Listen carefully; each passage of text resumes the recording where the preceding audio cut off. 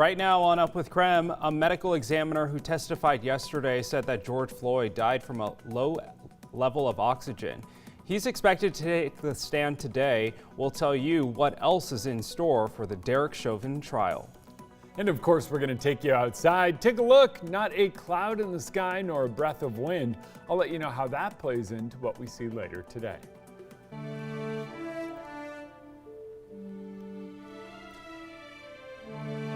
Thanks for being with us on Up with KREM this morning. It is 6:32 now. Breaking news this morning, Prince Philip has died at the age of 99. We do want to take a live look at Windsor Castle grounds this morning. Prince Philip passed away peacefully this morning at the castle.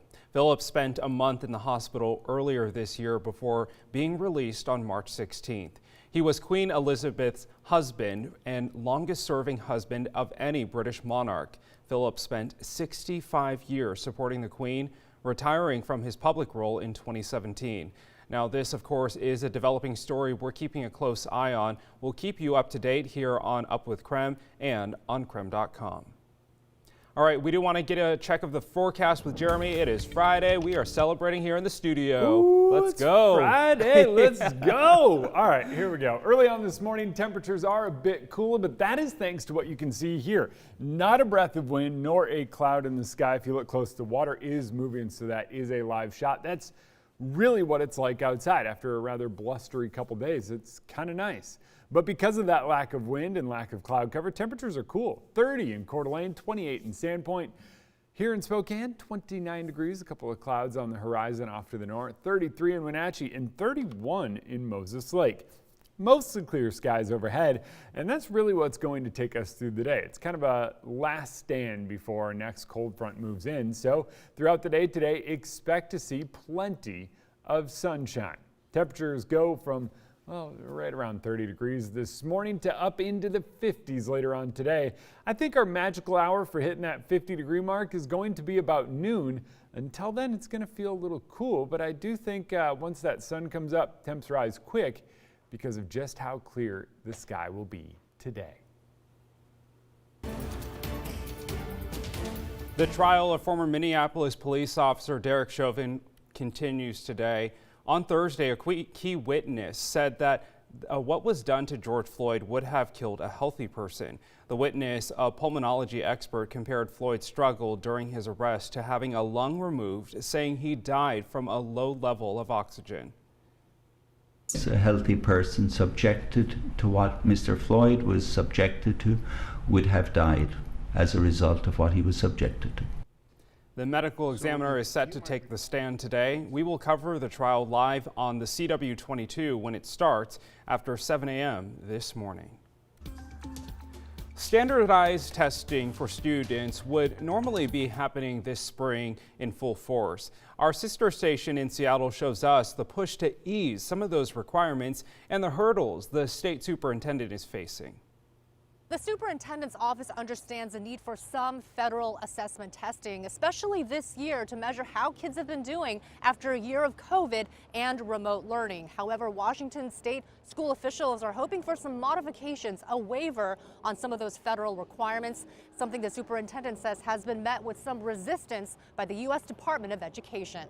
This is the one that just didn't make sense in a COVID year with so many remote students to haul them in for testing. In a typical year, about 700,000 public school students in Washington undergo federal assessment testing in the spring, but this year has hardly been typical. Superintendent Chris Rakedahl is asking 50,000 kids rather than 700,000 go through the standardized testing. And not test every student and every subject, and so far we're meeting some resistance on that.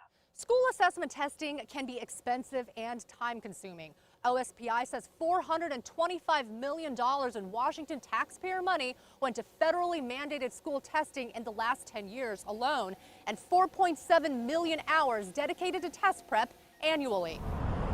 Rakedahl says the U.S. Department of Education has granted a separate waiver concerning accountability, which puts less pressure on scoring individual school districts. All of the stuff states do on the accountability side, they've said you don't have to do that. So then the question is, then why are we trying to test 700,000 kids in our state over multiple subjects in the most mental health draining year we've ever had for kids? Rakedahl, meanwhile, hopes their concerns will be answered. The message has been pretty clearly, just test everyone this year if you can, and then we'll rethink innovation in the future. But we think the time to innovate is right now. In Seattle, I'm Christine Pei for King 5 News. All right, it's time for your speed feed. Stories you may see on social media today. First, a video of a Spokane police officer face planting is going viral for, well, pretty obvious reasons. Officer Carl Richardson was on patrol during Gonzaga men's basketball championship game on Monday. He decided to join a game of pickup basketball with some GU students, and, well, you can see what happened.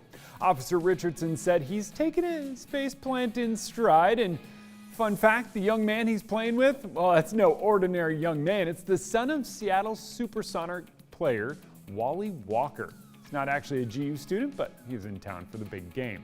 And check this out. The WNBA is honoring the league's 25th anniversary with a whole new look. Storm guard Jordan Canada modeled all 3 new styles, the Heroine, the Explorer, and Rebel editions. The Rebel, that's a pretty sweet one. It's in all black and was inspired by Seattle's ties to grunge music.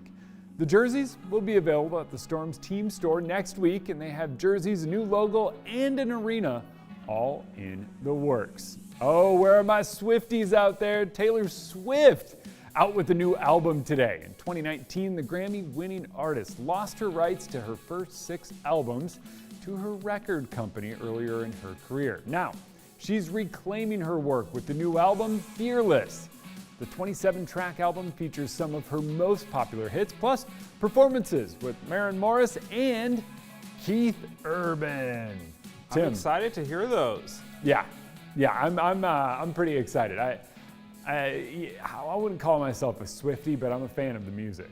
Have you listened to any of those songs? I know I saw on social media people were like, let me put my headphones on, don't bother me, I need to listen to the whole album. I got in my car with full intentions to do that this morning, but it was one of those mornings where I just needed a little bit of silence, so I did not, admittedly. But okay. After work, if you hear the parking lot just going really loud out there, it's me. You know who's throwing the outdoor concert at KREM too? Jeremy with his convertible top down. We're going to have a little party out back. Oh, absolutely. All right. Thanks so much, Jeremy, for today's speed feed. Now, a local favorite is performing at the Spokane Comedy Club this weekend. After the break, we talked to Kelsey Cook about the performance during a pandemic. And of course, we're going to take you outside, take a look at weather, let you know what to expect today as the sun comes up over the inland Northwest.